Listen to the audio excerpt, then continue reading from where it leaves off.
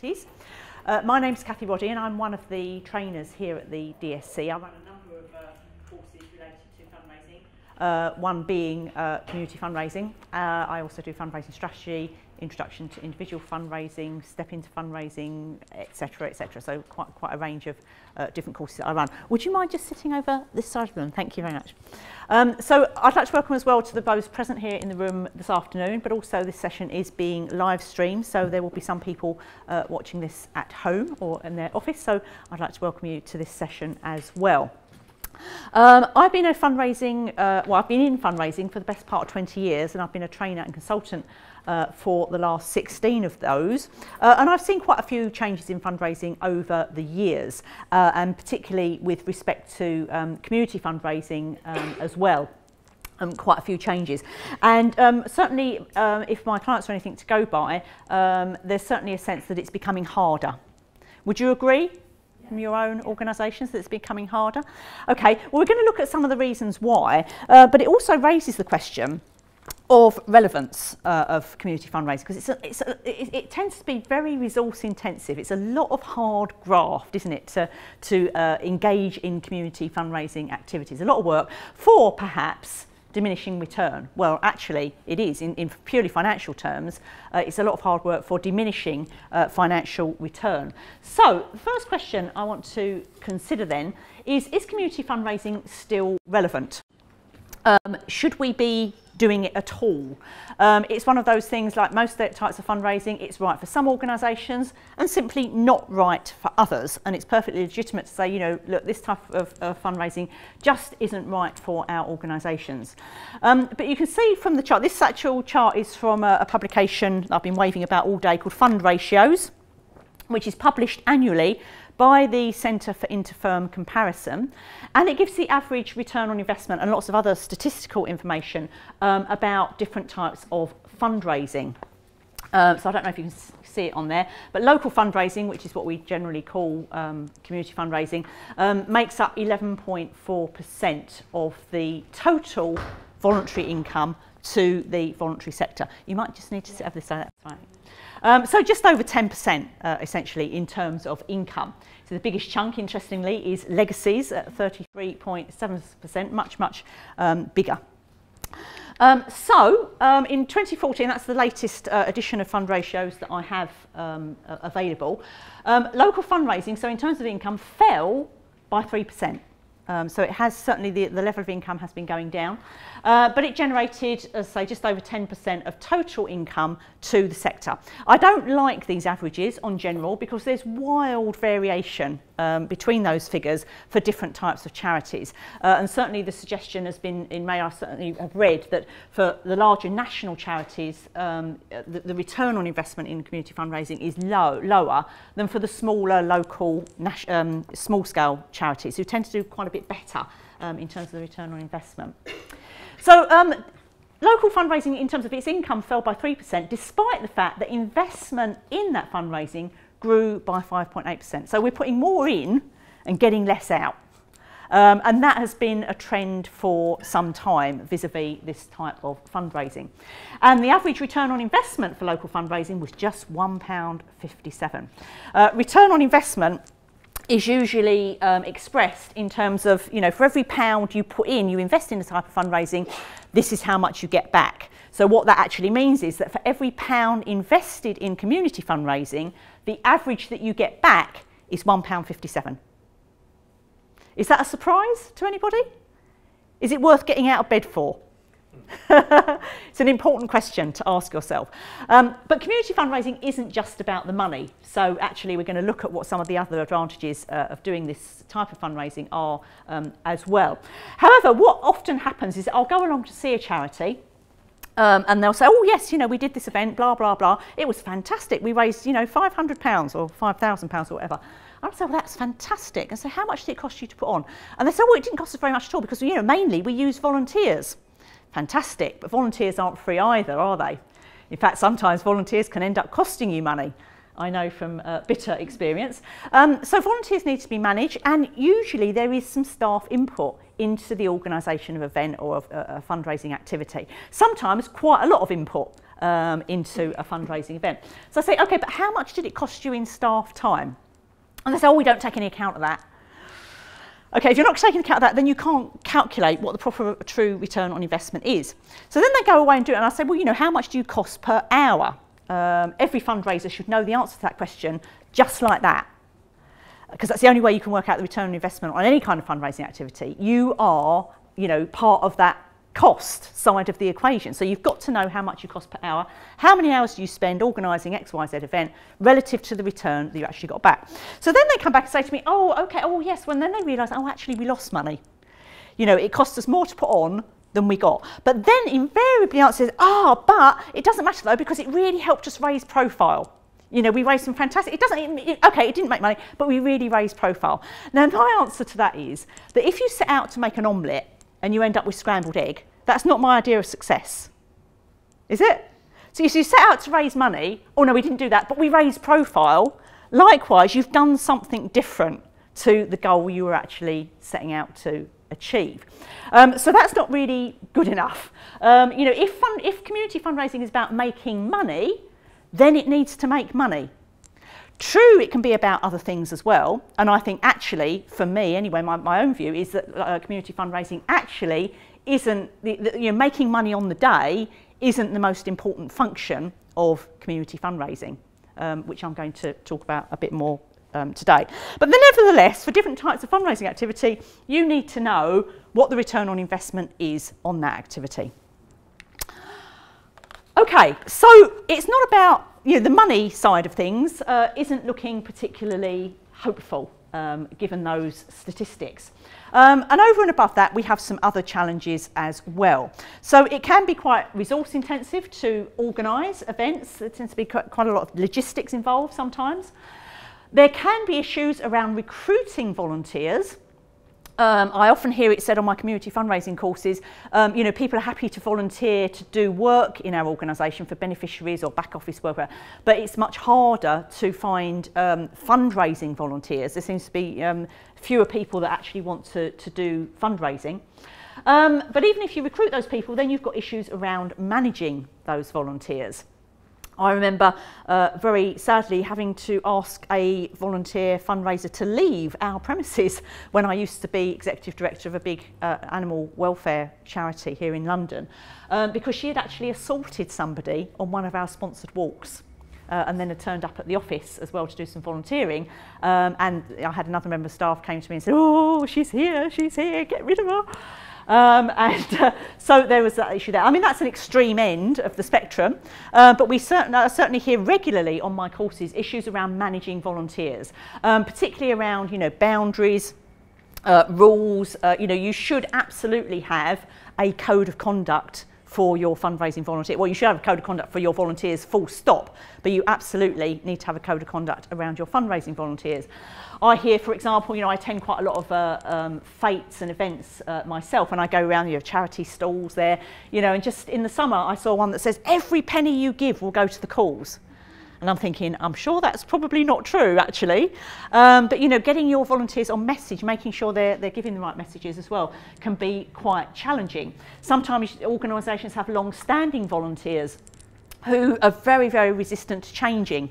You know, well, we've always done things like this. Well, that may be true, but now there are more fundraising regulations, you know, that you need to be aware of, and people need to change their practices and their approach to fundraising. So that can be quite difficult and challenging to manage as well. Often, community fundraising will involve some kind of events. So that gets us into then the realms of some regulatory issues. So, for example, health and safety that we need to be aware of, food hygiene possibly, licensing issues, alcohol licenses, performing music if you're doing events, etc., etc. So that's yet another dimension to this whole issue. Coming up with new ideas for fundraising can be quite challenging as well. Some charities, though, now have on their websites, you'll find, you know, an A to Z of fundraising ideas. One of the things I certainly do on my courses is to get people to come up with an activity for every letter of the alphabet. Macmillan Cancer Support do a fantastic little booklet on what's it called, the Little Book of Fundraising, I think it's called, with 101 fundraising ideas that you can download as a PDF from their website.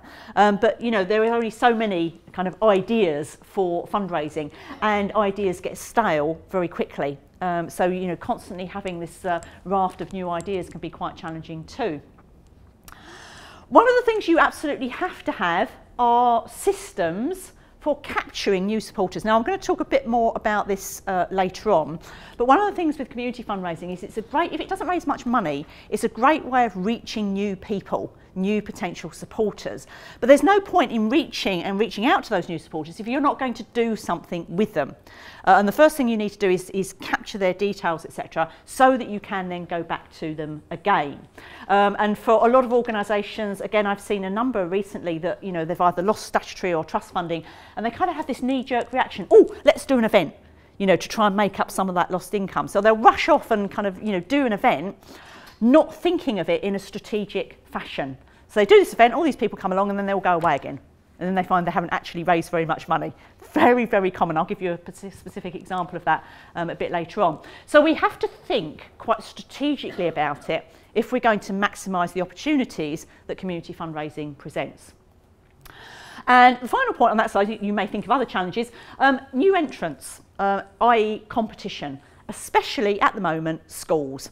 Now, I say this with some authority because I've been speaking at a conference for school finance managers and bursars for the last few years now, and they've caught on to the idea, because many of them are academies, so they've got that kind of quasi-charitable status, which means suddenly it's like ka-chung, they can go to all these grant-making trusts. Oh, and worry about it, we can fundraise, you know, because we've got this kind of charitable status, particularly the academies.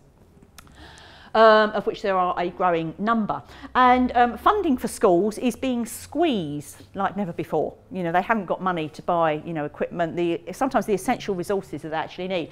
So they are, whereas in the good old days, charities would often, you know, schools were an audience. You as a charity might pick a school, go and give a talk to the school and get all the kids to do a sponsored something or other for your charity. Great stuff. However, now many of them are becoming much more inward looking and focused on raising money for themselves rather than for some other organisation, some other charity out there. So it's made it that much harder to fundraise for your own organisations. So there are some of the challenges around community fundraising. However, it's not all doom and gloom. There are a number of benefits associated with it as well. And we need to be thinking about what are our overarching goals of community fundraising. Why are we doing it if we know that actually as a method of raising money, it's not the most lucrative in terms of immediate return on investment. So it's certainly true that it does help to raise the profile of your organisation locally, and it can help you to reach new audiences through the volunteers and the participants in events, through having a presence at, you know, things like fetes and stuff like that. It enables beneficiaries, friends and family to get involved. We're going to be looking at what motivates volunteers to volunteer, you know, to fundraise for you shortly. But to give you a head start on that, one of the big things that people like, or big motivator, is this desire to give back to an organisation that has helped them. I know, I think Richard Radcliffe was giving the talk on legacies in the next room, and he says there's only two reasons why people give. One is to say please, and the other to say thank you. Which I think sums things up rather nicely. So, you know, please save the whale or the environment, whatever. And then thank you for looking after my mum. You know, hospices, for example, very active community fundraisers, and a lot of the people doing the volunteering are connected to the hospice in that way, that you've looked after a friend or family member. So it's a great way of enabling people to give back. And perhaps sometimes people that don't have a great deal of money, you know, they can't give very much out of their own pockets, but they are more than willing to ask other people to support. So it's great for that. It hits that motivation. The next one is the multiplier. Is what's called the multiplier effect, in terms of growing the number of people and perhaps organisations that actually support you. And I sometimes call it the funnel effect, if you like. So I'm a trustee of a small local charity. We help bereaved children. And when I got involved as a trustee, I thought, you know, I want to kind of do something. You know, I can't go out and ask other people for money unless I do something myself. And so I decided to have my head shaved for that charity, which is what I did. And I went out there and I asked my friends and family to support me. And that's the other kind of important thing, is that a lot of this depends on relationships, and fundraising is all about relationships, and that's how it works best, is you kind of basically grow those relationships. So I went out there and, you know, I got people to sponsor me, and I raised £1,500. Now, one of the people who sponsored me was my ex-husband, who sponsored me £30. Great. 2 weeks later, after I had the event, I was bored, you know, and we met up for dinner. We get on brilliantly now that we're no longer married. So we went out for dinner, and then I was like, oh my God, you're bald. In fact, something else that was really interesting about this is that of the people that sponsored me, probably only about half were even interested in what the charity was. It's like, oh my God, you're having your head shaved, here's some money. You know, and I thought this is good because this can help you to get over a kind of a difficult cause. You know, people will sponsor you because they like you, because they feel they ought to, because they're your family and friends. So you don't have to be an ultra popular, big household name brand or cause, because it works on the basis of these relationships. And that was a really interesting example that, you know, I saw that happen. It's like, yeah, here's some money, you know, I'll pay you to have your head shaved because I just want to see how terrible you look once you've had it done. So I went out and with my ex-husband, you know, for dinner, and he's like, oh my God, you're bald, you know. So I started telling him about the charity and the children we help and, you know, all the other things. And over the course of the dinner, I got him to sign up to a direct debit. And so he's now, for the last 18 months, or actually 2 years, he has been giving £20 a month to charity. Brilliant. So my next move was to then get him to do something. So basically the multiplier effect works like this. So like, there's me. And I reach out and I get all these people to sponsor me. Yeah? And then I think, okay, so I'm the funnel. You know, it all comes in at the top here and it all funnels down to the organisation, to the charity. But then, so this is my ex-husband saying, I'm going to get him to do something. So I said, we have a team of people that do an abseil off the orbit in the Olympic Park, a team of about 6 or 7 people. I said, how about you jump off a high building? I had an ulterior motive, because not only who will sponsor him, his friends and family will then sponsor him. So we begin to grow this network of people that are supporting the charity with that first donation. Okay, but part of the reason for asking him in particular to do this abseil, to do a sponsored event himself, is that he works for a big international bank in the city. Now, this big international bank used to respond to appeals from charities like you saying, please, will the bank give us some money?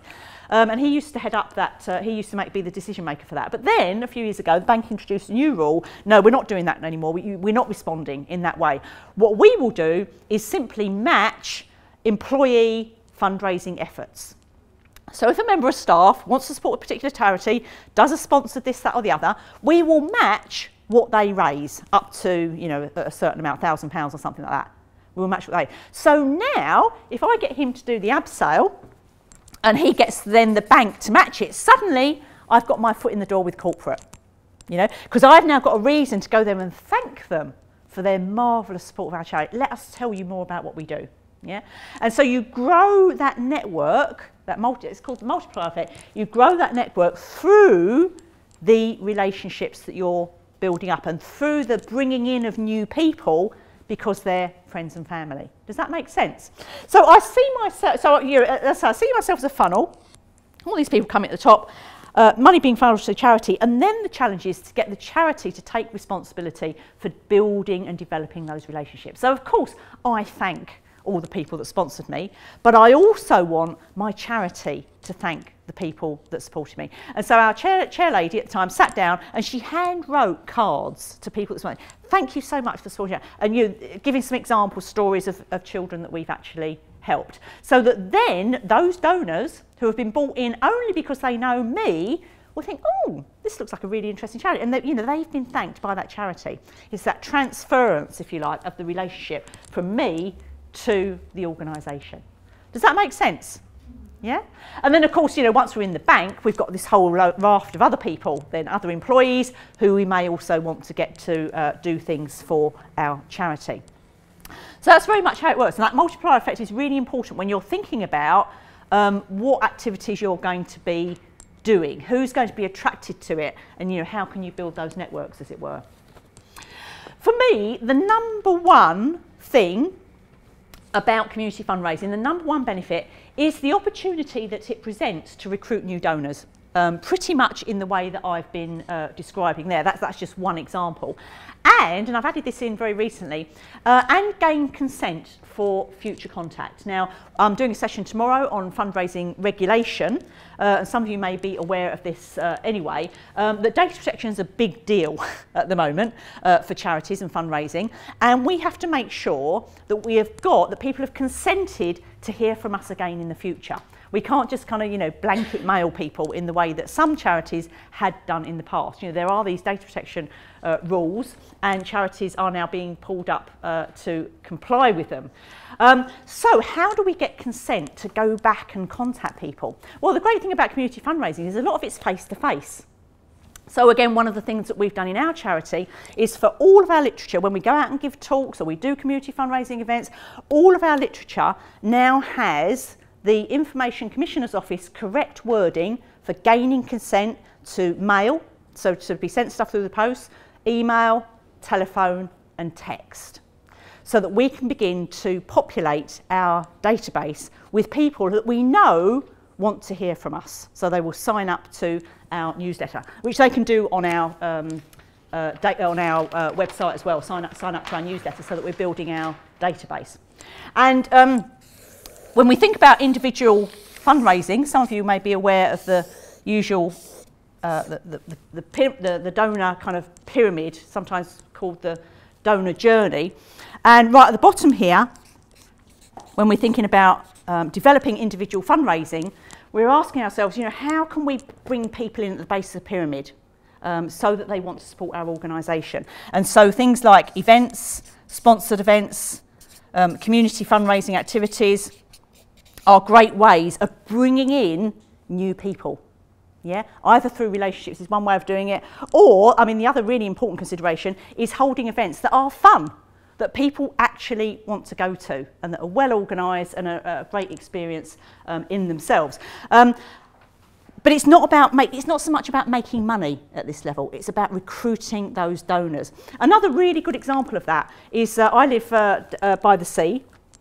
Near a place called Dungeness, which is a very strange place indeed.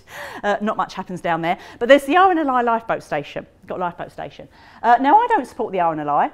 If they were, if any of you came up to me and said, give us a donation, I'd probably say, no. I've got my own charities, thank you very much, that I support. Not that I don't care, I think they're a great charity, but I've got my own causes, my own pet causes that I like to support.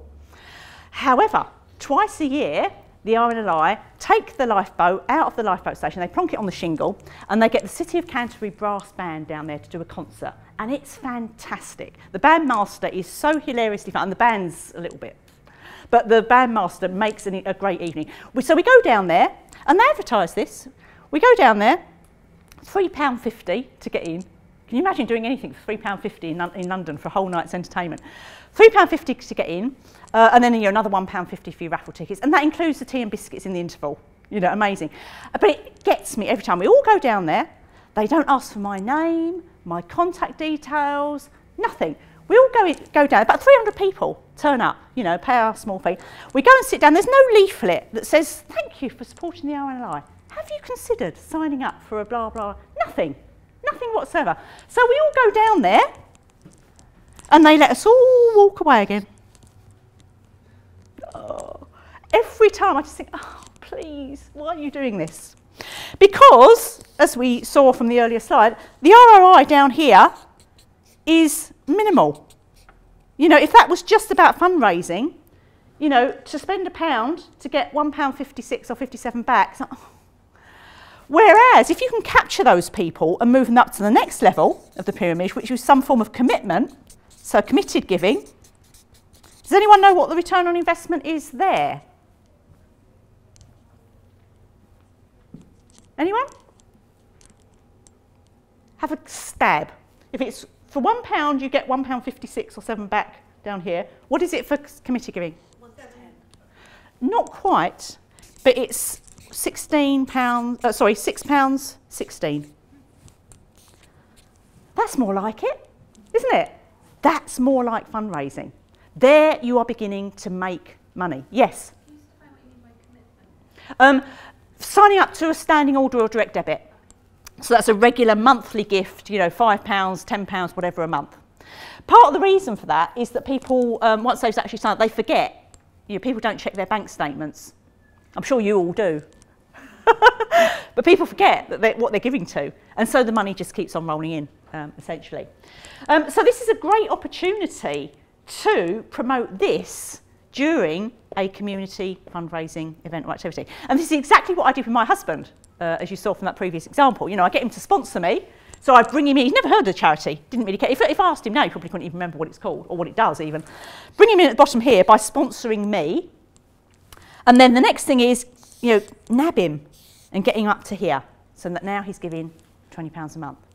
That's what makes this activity worth it. So it's not just about the return on investment on the day, it's about absolutely capturing those people. It's the opportunity to create new donors and gain the consent to future contacts so that you can add them to your mailing list. Does that make sense? Yeah, everyone happy with that? Okay. It's also an opportunity, you can piggyback other activities. So as I said with the RNLI example, you know, not only do we see the band, but we buy the raffle tickets. And again, if you're organising an activity, see what else you can piggyback onto it. You know, guess the number of sweets in a jar or something like that. You know, never just stick with the one event. What else can you piggyback onto it? And the other thing is it can be fun for the participants, hopefully for you. You know, if you're an outgoing events kind of person, then hopefully it will be fun for you as well. But fun is a major motivator for why anybody would do anything. And I certainly, you know, I don't go down to the RNLI lifeboat station to support the RNLI. I go because it's a great night out. That's the only reason I go. If it weren't for charity, I'd still go. If it were for a different charity, I'd still go. I remember going to the Royal Albert Hall a while back to see somebody or a band or something, I can't even remember who it was now. It was only in the interval that I discovered actually this was for Amnesty International. I thought, oh really? You know, that wasn't why I was there. You know, we often think about, as fundraisers, think about donor motivations, you know, what are the, and people come up with these worthy things like the cause. You know, people give because of the cause. You know, they give because they're kind, you know, altruism. And yes, there's an element of that, you know, for a lot of people. But equally, there are some other motivations that are completely uncause related, like having a good time. You know, and if you think about raffles and lotteries, you know, how many people rush to the news and say, oh, God, I've got to get me lottery ticket tonight. I can't wait to go and give me money to charity. Is that what they're thinking when they rush to buy a lottery ticket? No, they want to win something, you know. So think about, you know, when you're doing community fundraising events like raffles or lotteries or, you know, 50-50, whatever it is that you're doing, what's the motivation? You know, it's probably something, or it could be something other than the cause. And that's really, really important to remember and to think about. Okay, so why use volunteers to fundraise? They're often better at asking for a start, but not always. Some volunteers, again, I've got other people to do stuff for my charity. I get everybody to do stuff for my charity. And another friend of mine did an abseil and only raised £300. And when I asked him about it, he said, oh, I didn't like to ask people. Not very good if you're actually trying to fundraise. And again, another charity contacted me. Actually, it wasn't a charity, it was a kind of pressure group. And they're asking me about crowdfunding, and I said, you know, for what you want to do, they want to raise £35,000. So for what you want to do, you know, crowdfunding isn't really kind of the way to do it. But anyway, they didn't want to listen, they did it anyway. And unfortunately, I happened to see their Just Giving page, or whatever it was. And they wanted £35,000. And the first donor that got up there, the first 3 donors, 10 quid each. Are they ever going to raise £35,000 through that method? No, absolutely not. Because what they didn't understand was the concept of anchoring. Are you familiar? Some of you familiar with the concept of anchoring? Some are, some are. Basically, if you're going to do any kind, or if somebody's saying, you know, I'm going to do a sponsored XYZ for you, you want the donor that's going to give most to give first. So that on your fundraising platform, your first donation is something like, you know, 100 quid or 200 quid. This is exactly what I did when I raised the money for having my head shaved. I thought, who's going to sponsor me? And I thought, I know. Somebody actually said, I'll give you 100 quid if you do that, if you have your head shaved, because it was a bit out there, you know. I'll give you 100 quid. And I thought, right, I bet he's going to be my biggest donor. So I said, right, can you donate first? So that anybody else looking at just giving is going to think, perhaps not overtly, well, I can't just give £5, I better give, you know, 25 or 50. And the majority of my donations from other donors, well, I think I had 2 more at 100, were around 50 or 25. I only had about 2 donations of a £5. Because this concept of anchoring, people will anchor, if you like, or that first donation is the anchor that helps other people to decide how much to give. Yeah, that's a useful thing to communicate to anybody that's doing a sponsored activity. You know, you might help them to set up their fundraising page, etc., and to say, you know, it's a very well-known concept, anchoring, to say, you know, the best way to go about this is find the person that you think is going to sponsor you the most and get them up there publicly first before you launch or share your fundraising platform and promote your fundraising activity to others, because then the level of your donations will be that much higher. Does that make sense? These little it's a lot about psychology, you know, knowing what works in terms of fundraising. But they're better and better at asking because, in some respects, it's because they're not paid to ask, whereas we, you know, as paid fundraisers, are. So it kind of makes it easier for them to ask. They're not getting paid to make that ask. We could add trustees into this equation as well. Trustees, you know, again, not being paid to ask. They're also highly committed, you know, because they're doing it voluntarily. But what I'm saying is don't exclude your trustees from this kind of thinking. You know, your trustees will be good askers because they're not being paid to ask and because they're completely committed to your cause. They are advocates for your charity, so they can help spread the word about your organisation. If they are former beneficiaries, then they can tell their own stories. And stories are very, very powerful and very influential in fundraising. So that's a huge advantage as well. And they're already giving themselves in terms of time. You might find that they're also already giving themselves in terms of money as well. So that's something else to think about. Okay, I'm going to do, just by way of a little bit of interaction, I don't like to kind of stand here for a whole hour talking at you, so I like to at least throw one kind of question out there for you to discuss amongst yourself, just for 2 or 3 minutes, given that we are live streaming this, so just 2 or 3 minutes. And the question I want you to discuss with the person sitting next to you, or in your vicinity, thereabouts, is simply, why do people volunteer to fundraise? Okay, so just think about this question about motivation. What is it that motivates some people to volunteer or become volunteer fundraisers or do stuff for you? Okay, so a couple of minutes only, and then we'll see what you come up with. Stop there in the interests of time. So, has anybody got any thoughts then? What do you think? Why do people fundraise for charities? What are some of the motivations? It makes them feel good, doesn't it? Feel good, yes. It certainly does. Feel good. So feel good factor. But the charities have a role to play in making sure that people do feel good about the fundraising that they do. Sadly, and I hear this as a sort of personally, some people don't feel appreciated by the charities that they fundraise before. So it is important to consider what your role is in ensuring that, yes, the fundraiser does feel good about what they've done. Okay, what else? Well, compared to other forms of volunteering, it's probably more measurable, and their achievements are more kind of... Okay, measurable achievements. Yes, measurable achievements. We're going to look at motivations in 3 categories in a moment, and one of the categories is, or category of person, if you like, are achievers. They do something because they're kind of more goal orientated and they want to achieve something at the end or as a result of their activity. So yes, you're absolutely right. And fundraising is one of those things which is very measurable in terms of the amount of money that you actually raise. Yeah, good? Hang on. Exciting, and they might as well do it for charity. Okay. The organisation of it. Okay, so they're organisers. Yeah. They're organisers and they like organising things, yes. And that's true as well. It kind of links with this, having a personal goal. Like I've always wanted to do a parachute jump, so I might as well do it for charity. So having a personal goal is another motivator. Keep going. Some people identify with the cause themselves. Identity. It gives them a sense of identity, yes.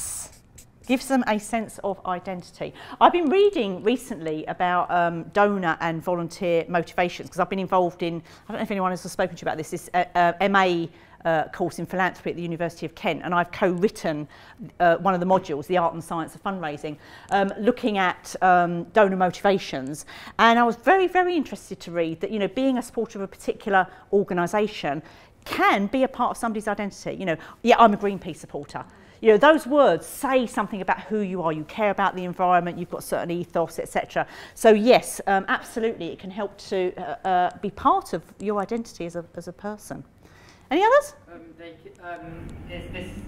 is only for certain charities, but I work for a mental health charity, and often people do fundraising and they like to view it as part of their story, as a sort of overcoming their issues and So that's very strongly linked to this, isn't there, actually? Yes, part of their journey.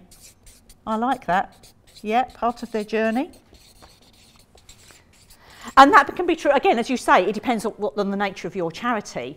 And that's not going to apply to all charities or all volunteers, but for some causes, that's very much part, if you like, part of recovery. Recovery, you might not want to use that term, but journey, as you say. Yeah, absolutely. Any other reasons? Yes, at the back. A lot of people want to be able to help a charity because they like the cause or they like what you're doing, but they can't commit to, you know, volunteering twice a week or once a week or even once a month. Yeah, yeah. Okay, so they like the cause. There's no commitment. Yeah, no long-term commitment. Yeah, so you do an event, you raise some money, and then you can, that's it, it's done. Yeah, nice one. And I would definitely put myself in that category, actually. I like to go in, do something, and then I'm on to the next thing, and I don't get bogged down. Yeah, absolutely. Somebody, I think, was saying to give back, to give something back. Yeah, it's a great way to give back. And it's also great for people that, you know, they might not have a great deal of money themselves. So they can't give back out of their own pocket because they simply don't have it. But they are more than happy to ask other people to support them. And of course, one of the big things that should be up here on this list is because of the nature of that relationship. So they've got a relationship with somebody, and so they are asked to do something. You know, just as I asked my ex-husband to jump off a high building for me, you know, I don't want to say it puts them in an awkward position, but if you're asked to do something or support something by somebody you know, you are that much more inclined to want to do it. And I'm sure you've all had, you know, those emails from a friend saying, oh, I'm doing the, you know, the 10K run for, will you sponsor me? You think, of course I will, because you're my friend. That's what I'll do. Or will you support me in doing or participating in a particular event or a particular activity, or will you come along to this thing, you know, it's for charity. So the nature of those relationships is really, really powerful in getting that involvement in those community fundraising events. And that's much easier than trying to kind of get cold people, if you like, people that have no contact with you or your existing supporters whatsoever. We could add others there as well. In fact, we will. So just again, in the interest of time. So to give back or to say thank you for a charity that's either helped them or somebody that they know. To support a good cause or an organisation, there's no denying, you know, some people are purely altruistic and they have the causes that they really mean a lot to them and they just want to help. To socialise with others, so friends and family. Pub quizzes are an example of that. You're doing an event where you can bring other people along and, you know, it's going to be a great night out. Exactly the same with the concert, the Eye and a Light. I always drag along as many other people as I can lay my hands on to go down to the Eye and a Light lifeboat station because it's a great night out. Simple as that. To meet a personal target, so this is, again, you know, somebody's always wanted to do a parachute jump, etc. Here's their opportunity to actually do that. So quite achievement, goal-orientated people. Prestige or status, you know, saying I have done blah, blah, blah, or I am part of, for some people, again, not for everybody, but for some it is, you know, to do something quite sort of big and kind of out there for a charity, particularly like those challenge events, you know, the 3 Peaks or the climb the Himalayas or Everest or whatever.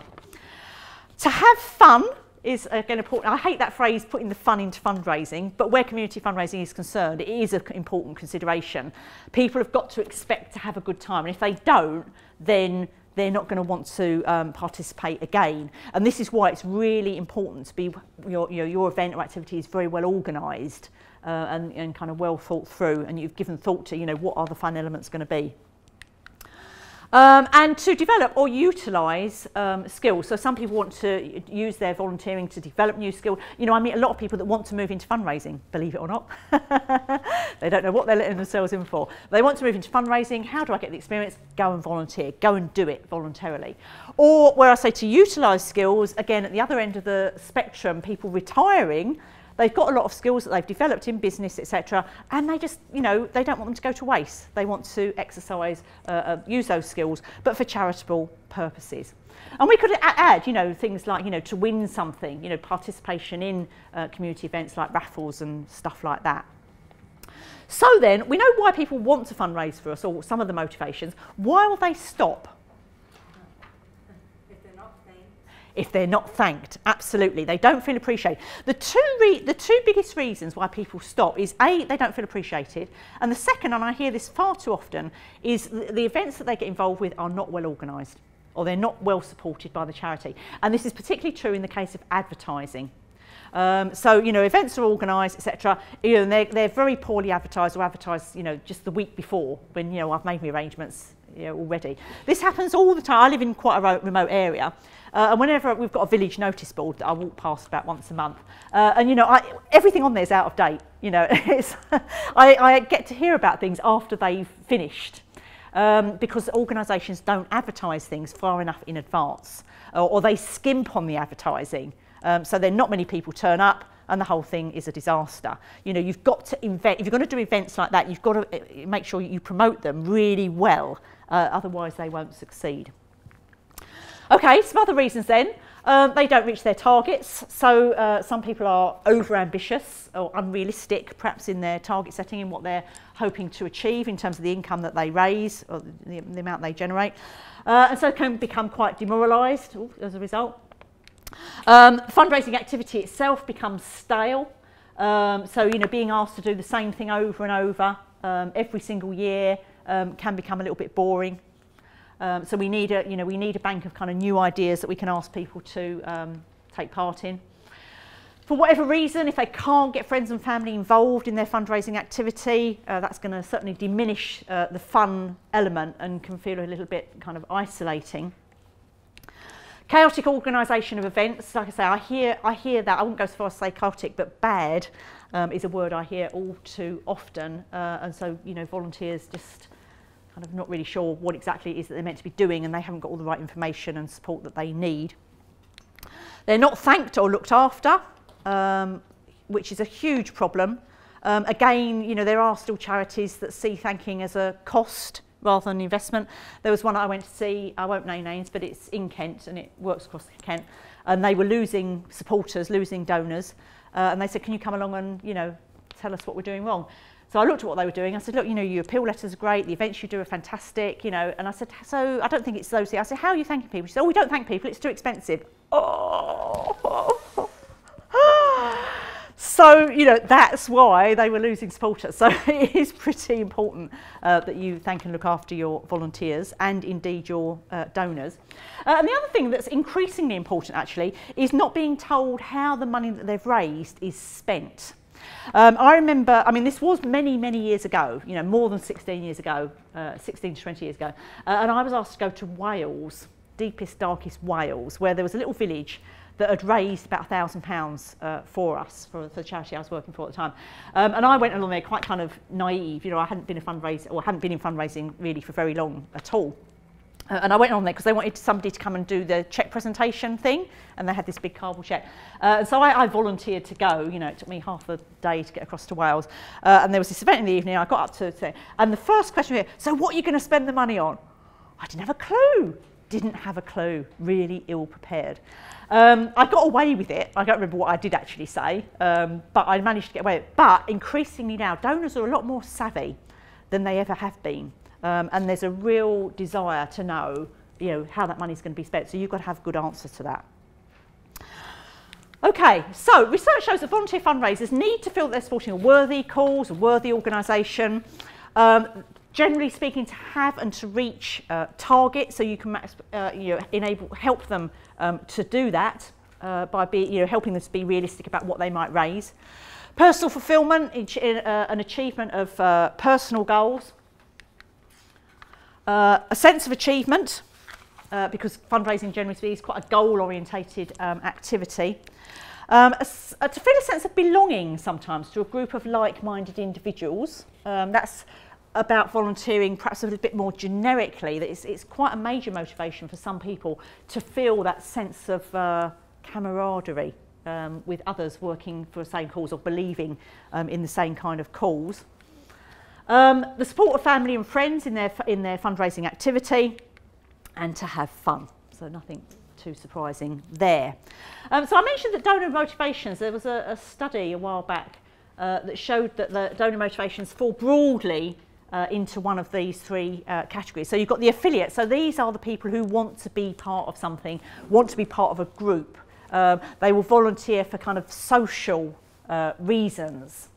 And these are important because it might determine what you ask them to do, or what you might suggest that they do in terms of fundraising.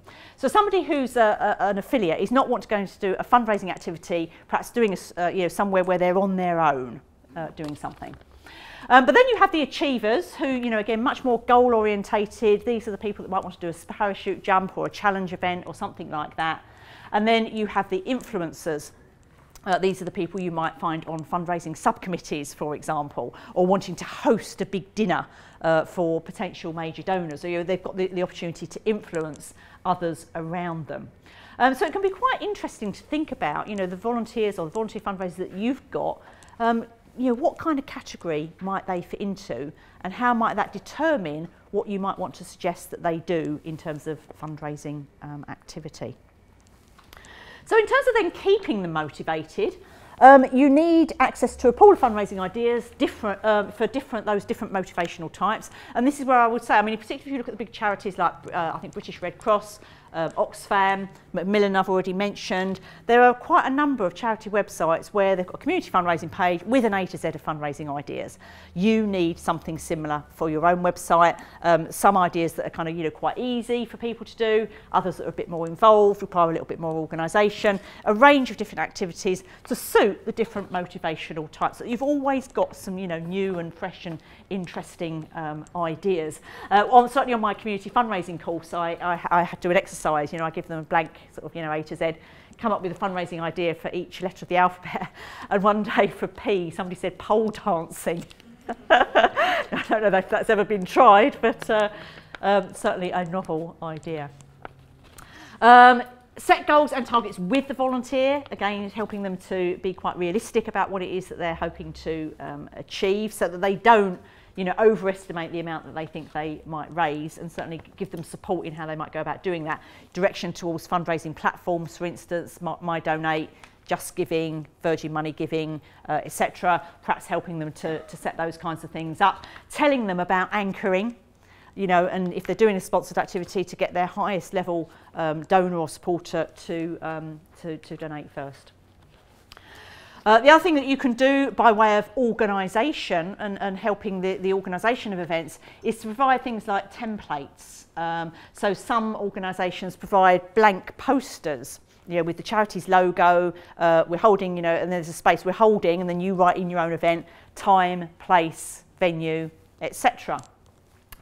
Likewise with leaflet templates as well. If they're organising events, like a pub quiz or something like that, provide them with a checklist. You need to think about to help them work through the organisation of an event that they're organising themselves. You might give them also sample schedules to help with organising events, so they're not leaving everything to the last minute. So quite a lot you can do to help them with the organisation of events. So as I say, tell them about Just Giving, Virgin Money Giving, My Donate, etc., so that their friends can support them easily. You might take this further by, using social media, so posting things on your own Facebook page, Twitter, Instagram, etc., etc., so that you can help them to promote the event or promote the events and activities for them. Publicly acknowledge their fundraising efforts. So you might do this in your newsletter, in your annual report and accounts, on your website. So this is leading into, in a way, thanking them, giving them that public recognition for their fundraising efforts. And say thank you in appropriate ways, including, how might we thank people? Certificates. Volunteers tend to really like receiving certificates that encapsulate how much they've actually raised for the charity, so they actually spell out how much they raise. One thing that I thought I was immune to all of this, you know, being a fundraiser, I thought, yeah, I know the theory, I know how it works, I thought I'd be immune. But when I had my head shaved, the charity sent me a medal. Now, it was a really plastic, horrible, bright green medal, and it was so old that you could barely read the writing on it. But I was thrilled to bits, absolutely delighted to have been sent this medal. It really, and I thought, my goodness, if that's the effect it's having on me, and I regard myself as hardened, you know, when it comes to fundraising, imagine the impact that's going to have on other people. So, like, very, very cheaply produced, but, you know, it worked wonders for me, and, you know, not quite inexpensive, relatively speaking. Attending check presentations, even better, getting your trustees. This is a great job for trustees to do. We get our trustees to do this all the time.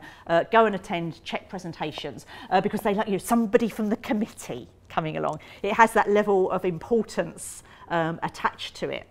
So attending check presentations, because that's your way of, you know, very publicly getting up and saying, you know, thank you very much. And if you can get the press along, the local media along to attend that, to cover that, so much the better as well. That's great for their motivation, and also, you know, it also gets your charity out there in local media. Personal cards. I'm a great fan of personalised cards, handwritten and personalised to the individual. For our charity, because we're a children's charity, we're doing a drawing competition, and we're getting our children to design thank you cards. So we're having a competition, they're doing the drawing, they will then be made into thank you cards, so that the thank you actually comes from the children. You know, this is thank you on behalf of the beneficiaries, not just from the staff. Telephoning the volunteer fundraising and thanking them, you know, over the telephone. Producing articles that you put in your newsletter and your report, etc. You know, saying what a wonderful job that they've done, and also inviting them to events and activities, and, you know, bringing them into the organisation, making them actually feel a part of it. I think I've covered this one already. Support and facilitate local and social media involvement. If you're a community fundraiser, you're bound to have contacts with local media. It's kind of part of your job, part of what you do. So making sure that they're involved and invited to events and are very much aware of them, so you can get in the local paper as much as you possibly can. Tell them how you spent the money and what difference it made.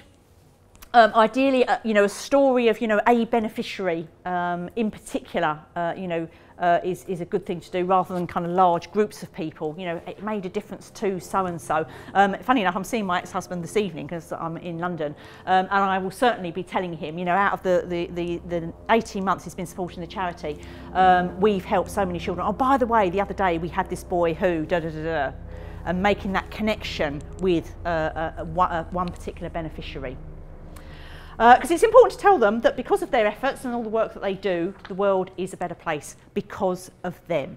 It's the donor, it's the volunteer fundraiser that makes the difference. Not you, you know, you're just the intermediary. Your job is to connect as closely as possible the donor, the fundraiser, with the beneficiary, and with making the world a better place. Okay, so that is all we have time for this afternoon, sadly. So thank you very much for listening. We have got just 1 or 2 minutes if anybody does have any questions at all. Equally, if you would like to follow me on Twitter, I'm a very active tweeter, then I'm always posting stuff about fundraising in general, as well as lots of other things as well. You have to put up with the other stuff as well, but I do post a lot of stuff about fundraising. So does anyone have any questions before we close at all? Yes? Some form of a questionnaire to give to volunteers to see what happened there, or in their volunteers? Yes, some organisations do that, probably the larger ones rather than the smaller ones. One of the things that we do when we're getting volunteers who are a bit more involved in the charity is that we have a form that asks several questions about what their motivation is and why they'd like to become involved, etc, etc. I haven't seen one in our own charity for sort of further down the line, you know, are they happy, what are they happy with? But I suspect probably the larger charities do that.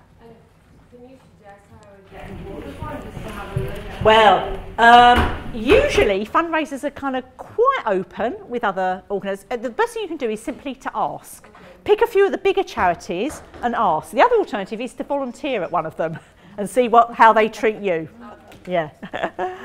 Okay, any other questions? No, we all done? Okay, well thank you very much for listening. Enjoy the rest of Charity Fundraising Fair, sorry. And I'm doing more sessions tomorrow, so maybe I shall see some of you there as well. Thank you very much. Thank you.